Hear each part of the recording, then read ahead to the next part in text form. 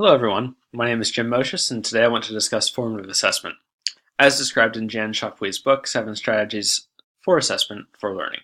Specifically, I'd like to focus on this model from a student's point of view, and how they may see these strategies at work.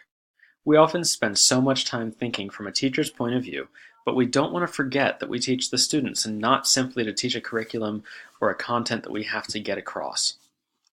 Let's start with a story, a potential classroom example.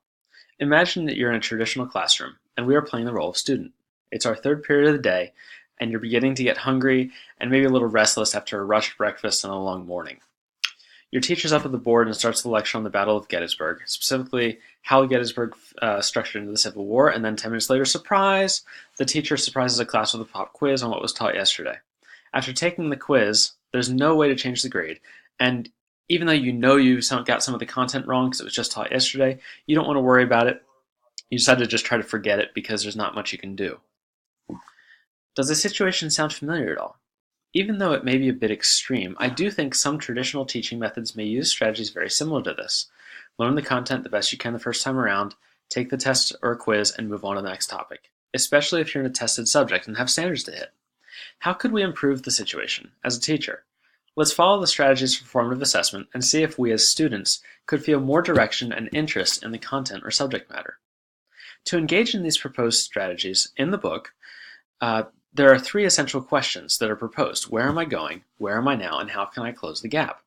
That as a student and as a teacher, if that were modeled in the classroom as essential questions, that might impact the level of engagement and the level of direction felt in each classroom.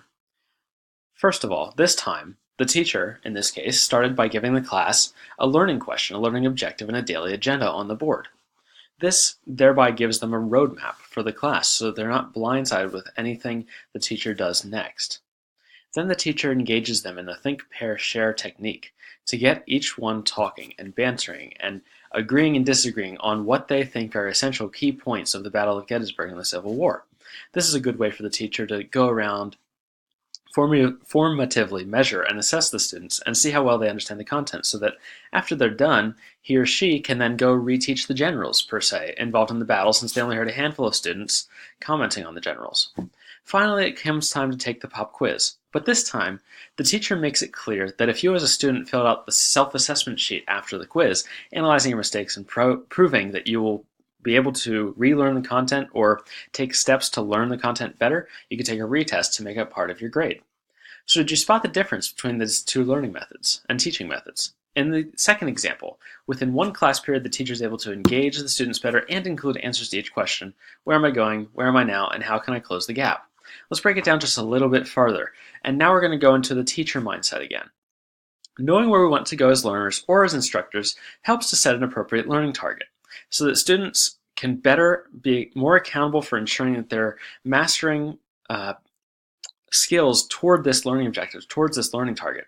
Because students might be learning a lot in class, but they still might not be doing well on exams if what they're learning isn't actually hitting the learning target. It's kind of like a discussion about accuracy and precision. If you're shooting precisely at a blind target, how can you be sure you're hitting the bullseye and not just outside of the rings? Effective feedback and formative assessment are 2 key ways to improving these students' performances, but these 2 tools mean nothing without the action to change and the learning target to which we're going.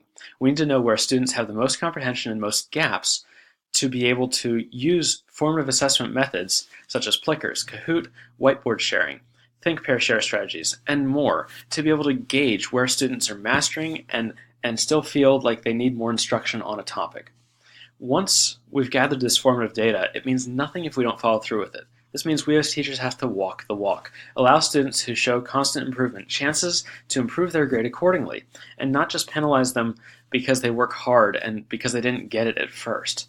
But this is where strategies involving self-assessment and honest feedback from students on what they think they know and what they can do to grow and to learn more and engage in that fully growth mindset can really better themselves as learners and us as educators and give them a grade representative of what they've learned over the course of the year. This also means that we fight back against the mantra that we are teaching a mile wide and an inch deep, that we're only branching and breaching the surface of all these complex issues, because we really need to go deeper to make a true impact on student learning and thinking. To go deeper means improving their self-efficacy and learning potential. We need to be unafraid, maybe at the expense of taking some extraneous content out, be able to set a good target, maintain course corrections, and get actionable change. We as teachers can make learning more engaging and modeling a deeper understanding for our students. Thank you very much.